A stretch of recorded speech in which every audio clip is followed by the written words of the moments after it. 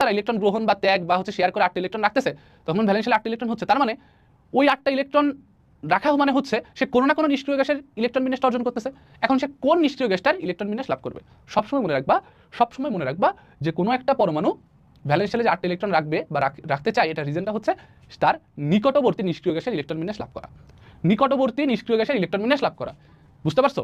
তো এখন ওই নিকটবর্তী নিষ্ক্রিয় গ্যাসের ইলেকট্রন বিন্যাস লাভ করতে গেলে তার কি করতে হবে? ভ্যালেন্সিয়ালে 8টা ইলেকট্রন রাখতে হবে, আর 8টা রাখলে সে স্থিতিশীল হবে, যেটাই হচ্ছে আলটিমেটলি অষ্টক তত্ত্ব। তাহলে তোমাকে যদি আমি বলি ফ্লোরিন কার মতো ইলেকট্রন বিন্যাস লাভ করবে? ফ্লোরিন নিকটবর্তী নিষ্ক্রিয় গ্যাসকে নিয়ন, তাহলে ফ্লোরিন কার মতো ইলেকট্রন বিন্যাস লাভ করবে? ফ্লোরিন করবে হচ্ছে নিয়নের মতো। এখন তুমি বলতে পারবে ভাই আর্গন, হ্যাঁ আর্গনের হতে পারে, বাট আর্গনের কত বলো তো? পারমাণবিক সংখ্যা 18, নিয়নের কত 10, ফ্লোরিনের কত 9, তাহলে ফ্লোরিনের কাছাকাছি কি আছে? নিয়ন, তাহলে ফ্লোরিন কার মতো করবে? নিয়নের মতো। আচ্ছা, তুমি যদি এখন বলতা ভাই আপনি আমাকে ম্যাগনেসিয়ামটা একটু বোঝান, ম্যাগনেসিয়াম কার মতো করবে? ম্যাগনেসিয়ামের 12, ওই পাশে আর্গন আছে 18, নিয়ন আছে 10, তাহলে ম্যাগনেসিয়াম কার মতো করবে? নিয়ন। আচ্ছা, এখন যদি আমাকে বলতে ভাই ক্যালসিয়াম কার মতো করবে? ক্যালসিয়ামের পারমাণবিক সংখ্যা 20, ক্যালসিয়ামের এই পাশে তোমার হচ্ছে নিষ্ক্রিয় গ্যাস হিসেবে কি আছে? 18, কাছেই আছে, তাহলে ক্যালসিয়াম কার মতো তোমার হচ্ছে নিষ্ক্রিয় গ্যাসের মতো ইলেকট্রন বিন্যাস লাভ করবে? সেটা হচ্ছে আর্গনের মতো, বুঝতে পারছো? এই হচ্ছে আলটিমেটলি কাহিনী। তার মানে এটা ফ্লোরিন হয়ে যায় F-, এটা হবে Md2+, এটা হবে না হচ্ছে আর ক্যালসিয়াম 2+। সো দেখবা আলটিমেটলি কোনো সমস্যা নেই। তো বেসিক্যালি এটা হচ্ছে অষ্টক তত্ত্ব। তো একটা আমরা দেখি উদাহরণ দেখে দেখলে বুঝতে পারবো। মনে করি যে ফ্লোরিন দিয়ে দেখাই, ফ্লোরিনের শেষ কক্ষপথ ইলেকট্রন করা দেখো তো 2, 7। তার মানে এখন সে কি করবে অষ্টক তত্ত্ব মানার জন্য?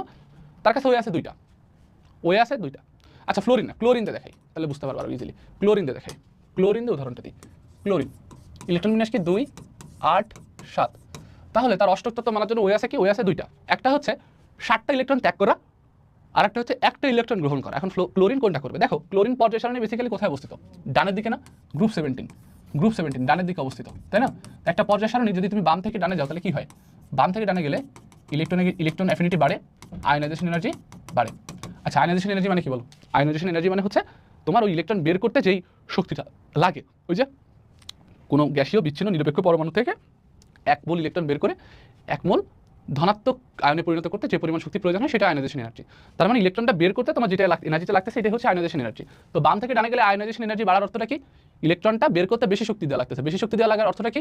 কেন্দ্রীয় নিউক্লিয়াসের সাথে ভ্যালেন্সিয়ালের ইলেকট্রনটা খুব স্ট্রং বন্ড দ্বারা আবদ্ধ আছে। আমরা পর্যায় সারণীতে ডিটেলসে পড়ে আসছি। তাহলে এনার্জি যেহেতু বেশি লাগতেছে এবং পজিটিভ এবং নেগেটিভ মানে নিউক্লিয়াস এবং ভ্যালেন্সিয়াল ইলেকট্রনের মধ্যে একটা শক্তিশালী আকর্ষণ বল কাজ করতেছে, তো তুমি কি এখান থেকে ইলেকট্রন বের করতে পারবা? তাও 7টা ইলেকট্রন পসিবল বের করা পসিবল না। তার মানে এখানে সেই ইলেকট্রন কোনো কিছু বের করতে পারবে না অষ্টক তত্ত্ব পূরণের জন্য। তাহলে সে কি করবে?